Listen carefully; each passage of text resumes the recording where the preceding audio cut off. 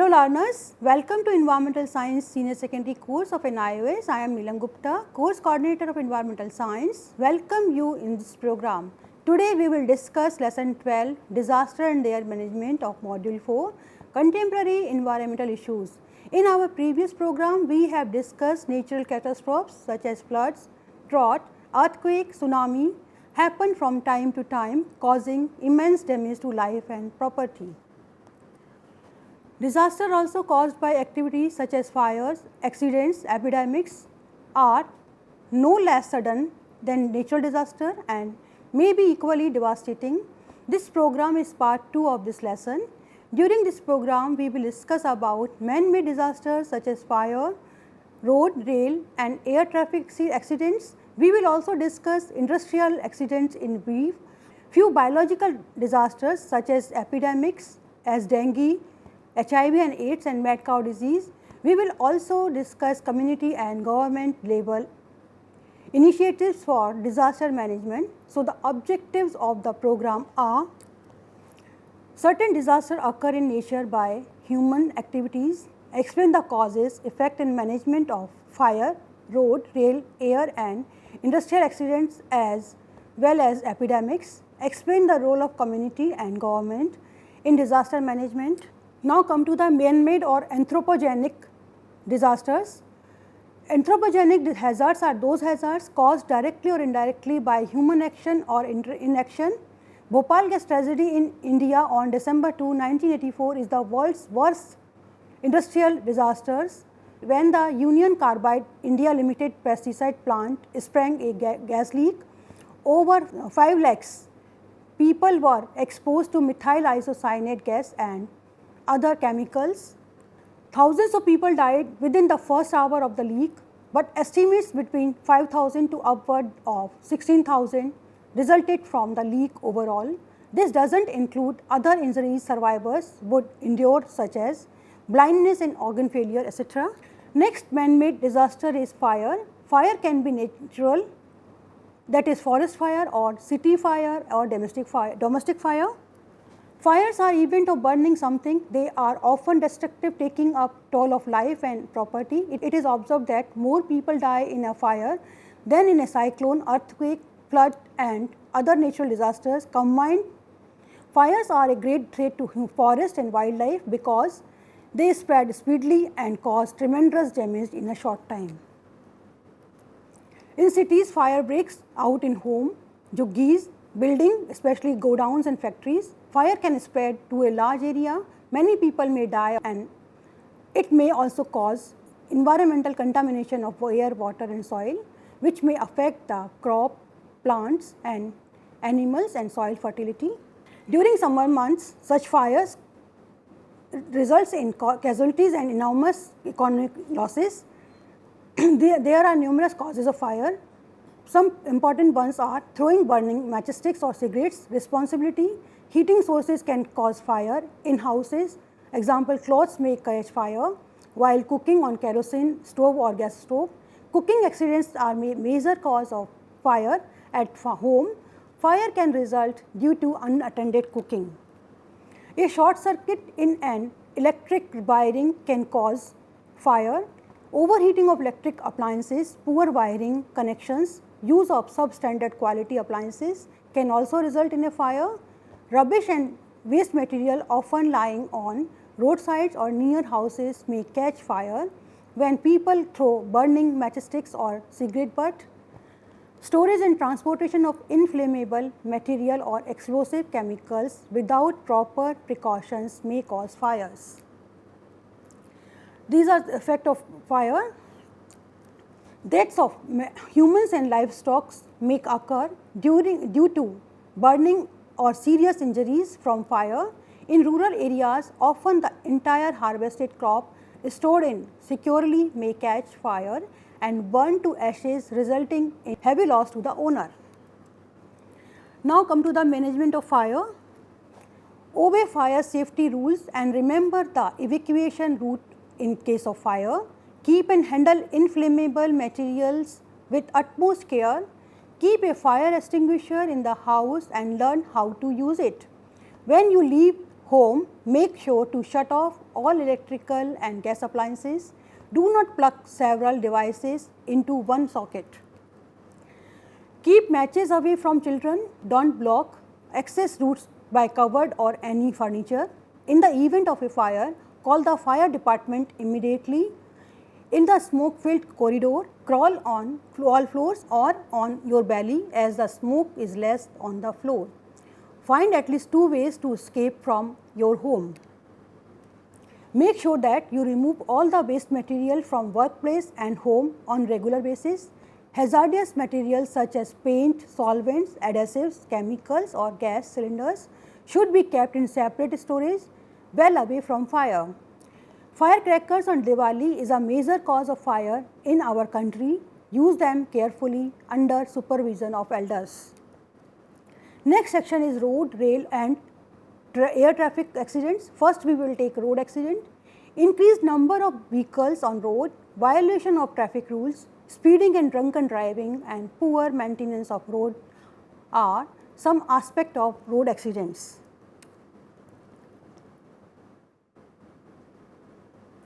Road network are developed for better connectivity and service. Increased number of vehicle, violation of traffic rules, speeding, drunken driving and poor maintenance of vehicles as well as the off-road are some of the main causes of road accidents. In order to avoid accident, some safety measures can be adopted. Look on either side of the road before crossing.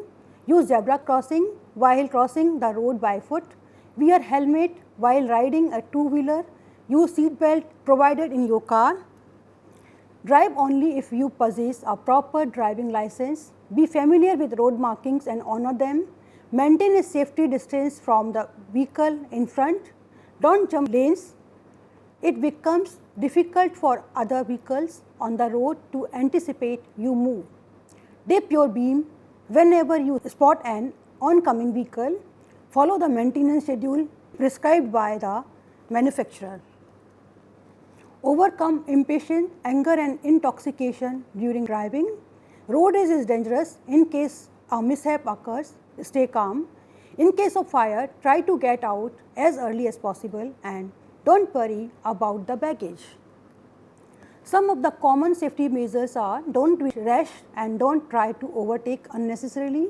The best way to be safe on roads is to follow lane driving. While driving, avoid sudden acceleration and deceleration.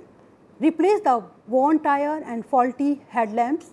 Check the tire pressure, radiator water, brake oil and fuel frequently. Here are some road safety measures on the road.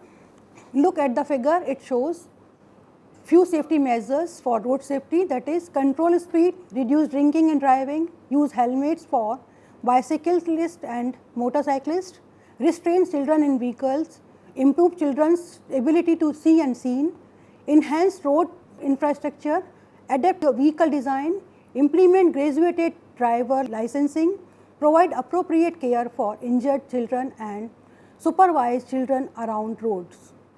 Now come to the rail accidents. The most common type of rail accident is derailment due to human error, sabotage or natural landslide in a hilly track or fire. Rail accidents lead to large number of casualties and material damage. Indian Railways incur heavy loss due to such accidents every year. Now come to the railway safety measures. At railway crossings, pay attention to the signal and the swing barrier. Don't get underneath and try to get across. In case of an unmanned crossing, get down from the vehicle and look at either side of the track before crossing. Don't stop the train on a bridge or tunnel where evacuation is not possible. Don't carry inflammable material in a train. Don't lean out of a moving train. Don't smoke in a train. Don't pull the emergency cord unnecessarily. Nowadays, many air accidents are happen. So, next section is air accidents. Air accidents may occur due to technical problems, fire, poor landing and takeoff, weather conditions, hijacking and bombing, etc. There are few air safety measures in the figure. Safety measures for air accidents are: pay attention to the flight crew, safety demonstration. Carefully read the safety card in the pocket. Know where is the nearest emergency exit and learn how to open it. Always keep your seat belt fastened when seated. Stay calm, listen to the crew members and follow their instructions. Before you try to open any emergency door yourself, look outside the windows. If you see a fire outside the door, don't open it or the flame may spread into the cabin. Try to use an alternate route for escape. Remember, smoke rises, so try to stay down if there is smoke in the cabin. If you have a cloth, put it over your nose and mouth. As mentioned in the beginning of this program about Bhopal gas tragedy, this was an industrial accident also. We will talk about some detail of industrial accidents. Industrial accidents can be due to explosion, fire and leakage of toxic or hazardous chemicals and led to heavy loss of life and material. Leakage of chemicals and explosion may be due to human error, technological failure or geological hazards such as earthquakes, flood, etc. Fire is an industry may result from human error or electrical fault. Here are the causes of industrial accidents such as explosion, fire and toxic or hazardous material. Now come to the effect of industrial accidents. Explosion or fire or leakage of corrosive chemicals severely damage structures. If the chemical is in gaseous form, the geographical spread is fast and wide. Many people may die either due to mechanical damage from explosion or fire or due to toxicity of the poisonous chemicals. The routes of exposure to chemical released from an accident are from inhalation, eye exposure, skin contact and ingestion. The polluting agents can have both immediate or long-term effect. The immediate effects include death or other symptoms like dizziness, headache, irritation, etc. The long-term effect may include cancer, heart failure, brain damage, dysfunction of immune system, deformation, genetic disorder or congenital, that is by birth disorders in children. Now come to the management of industrial accidents.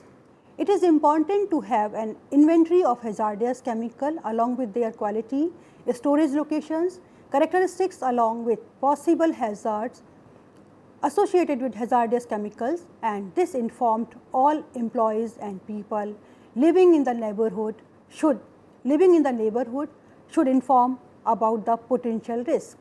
The inventory as far as possible high risk areas demarcated and displayed along with indicating affected zone and safe routes for evacuation in the event of emergency.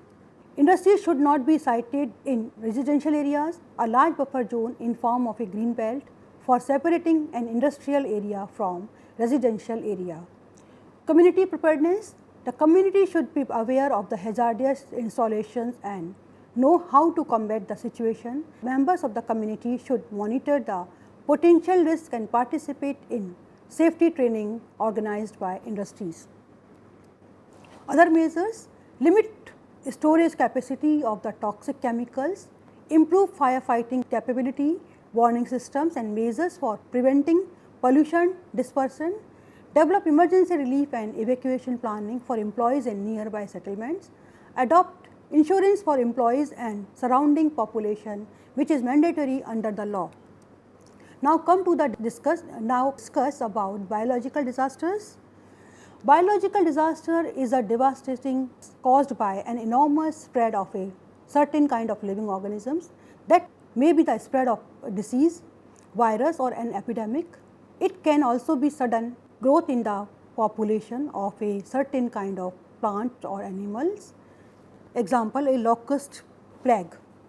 It may be described as a disaster caused due to natural outbreak of epidemics or intentional use of biological agents through dissemination of microorganism or toxins in food or water or insect vector or by aerosol to harm human population, food crops and livestock to cause outbreaks of disease.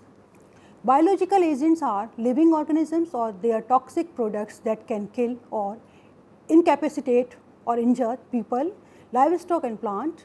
Biological weapons are referred to as a poor man's bomb because they are easy to manufacture, can be deployed without sophisticated delivery systems, and have the ability to kill or injure hundreds of people. Some devices such as crop dusting, airplanes or small perfume atomizer are effective delivery systems for biological agents. What is epidemic? Epidemic is an occurrence of illness or other health related event affecting a larger population. Epidemics pose a major risk to the health and welfare of global human and animal populations. The staggering impact on a population can be both direct and indirect. Human populations are directly at risk from infection and indirectly at risk through the impact on their food supply. The risks associated with food supply include the economic losses related to the culling of animals and the unavailability of food caused by real or suspected contamination. In addition, epidemics have the potential to severely disrupt global supply chains and further harm human health. An epidemic's impact on the economy can vary based on its imminent and long-term severity. This is influenced by the rate of hospitalization, insurance premiums, outpatient visits, and the large contributor death. Now come to the causes of epidemics. It is poor sanitation, seasonal changes, poverty and overcrowding, and vectors. Now come to the effects of epidemics.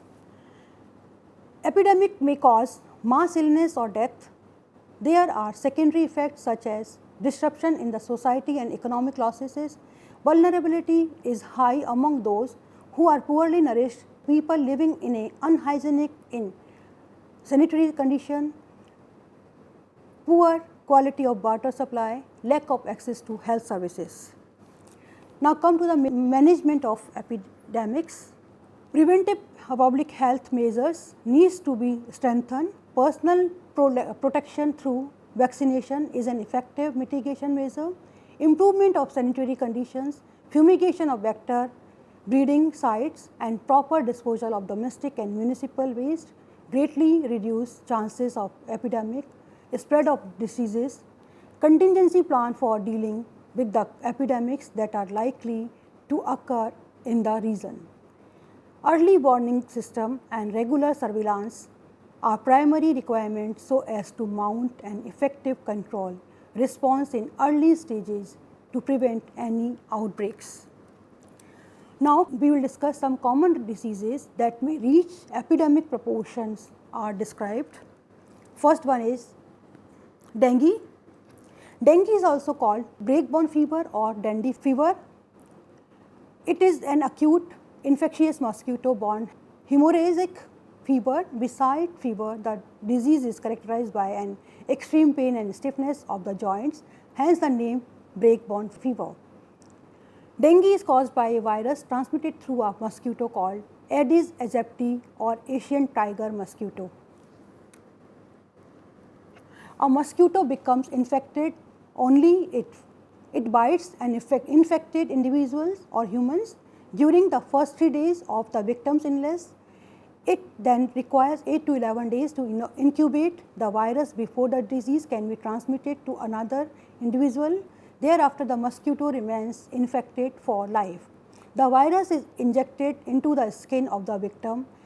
There is no specific therapy. Therefore, attention is focused on preventive measures involving mosquito control, the only effective way to prevent spread of dengue. Next one is HIV or AIDS. Human immune virus, HIV and AIDS acquired immunodeficiency syndrome. The most common methods of transmission of HIV are unprotected sex with an infected partner, sharing needles with infected person, infection from blood transfusion, or transmission with infected mother to fetus. The year 2001 was the 20th anniversary of the initial reports of a mysterious deadly immune system disorder that came to be known as AIDS. The disease epidemic that had killed more than 21 million people in the world. In 2001, an estimated 36 million people were living with HIV infection. This disease is caused by virus called HIV, which is mostly transmitted through sexual union and blood transmission. Third one is mad cow disease. Bovine spongiform encephalopathy or mad cow disease in cattle is caused by an infectious agent that has a long incubation period between 2 and 5 years. Death usually follows within a year of the onset of symptoms. No treatment or palliative measures are known. First recognized in cattle in the United Kingdom in 1986. Mad cow disease became epidemic there, particularly in southern England. After the emergence of mad cow disease, concern grew over a possible relationship between the animal disease and the occurrence of brain fever disease in men, possibly due to consumption of infected beef.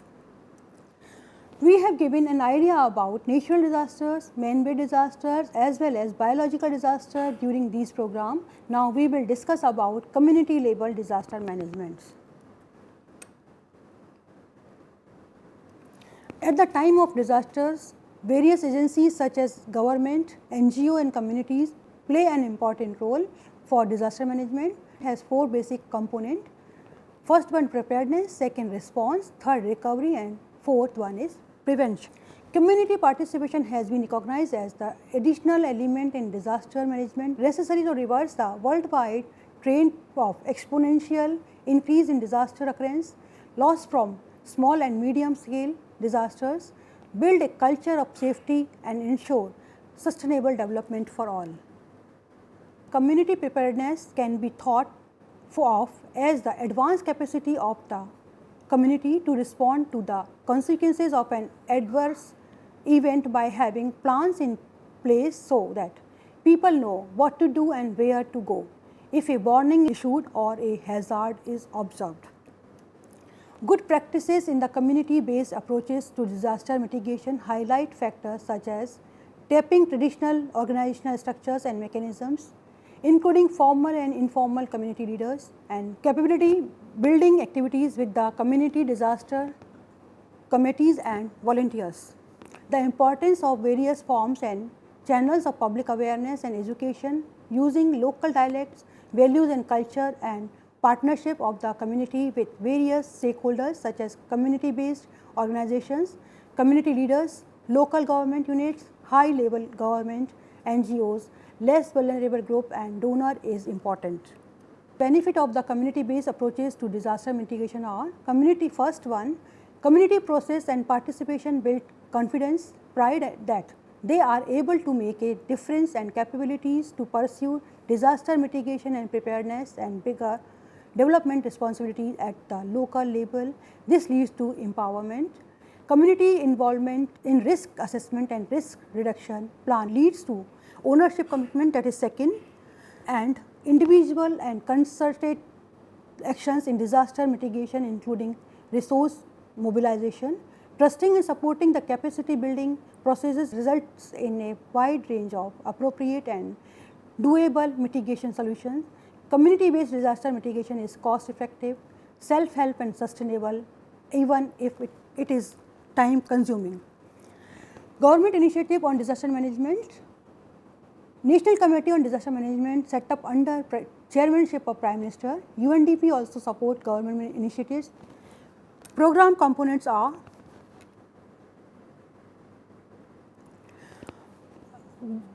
development of state and district disaster management plans, development of disaster risk management and response plan at village, board, gram panchayat, block, urban or local body levels, constitution of disaster management team and committees at all levels with adequate representation of women in all communities and team. Capacity building of disaster management team at all levels, special training for women in first aid, shelter management, water and sanitation, rescue and evacuation, etc.